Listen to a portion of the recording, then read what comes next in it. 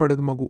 ಬಾಗಲಕೋಟ್ ಖಾಸಗಿ ಆಸ್ಪತ್ರೆಯಲ್ಲಿ ಪ್ರಾಣ ಹೋಗಿದೆ. ಮಗುವನ್ನು ಮನೆಗೆ ತೆಗೆದುಕೊಂಡು ಹೋಗಿ ಎಂದ ಮಗುವನ್ನು ಇಳಕಲ್ದ ಮುರ್ತುಜಾ ಖಾದ್ರಿ ದರ್ಗಾಕ್ಕೆ ತೆಗೆದುಕೊಂಡು ಬಂದಾಗ ಮಗು ಪುನರ್ಜನ್ಮ ಪಡೆದ ಸ್ವಾರಸ್ಯಕರ ಸಂಗತಿ ಗುರುವಾರದಂದು ಸಂಜೆ ನಡೆದಿದೆ.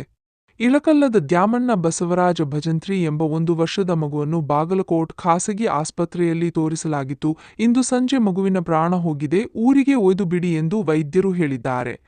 ಮಗುವನ್ನು ವಾಹನದಲ್ಲಿ ಮರಳಿ ಇಳಕಲ್ಗೆ ತರುವ ಸಮಯದಲ್ಲಿ ಮಾರ್ಗ ಮಧ್ಯದಲ್ಲಿ ಅದು ಸ್ವಲ್ಪ ಕೆಮ್ಮಿದಾಗ ಮನೆಯವರಿಗೆ ಆಶ್ಚರ್ಯವಾಗಿ ಅದನ್ನು ನಗರದ ಕೋಮು ಸಾಮರಸ್ಯ ಕೇಂದ್ರವಾದ ಮುರ್ತುಜಾ ಖಾದ್ರಿ ದರ್ಗಾಕ್ಕೆ ತಂದು ಅಲ್ಲಿ ಸಮಾಧಿ ಮುಂದಿನ ಕಟ್ಟೆಯ ಮೇಲೆ ಮಲಗಿಸಿದ್ದಾರೆ.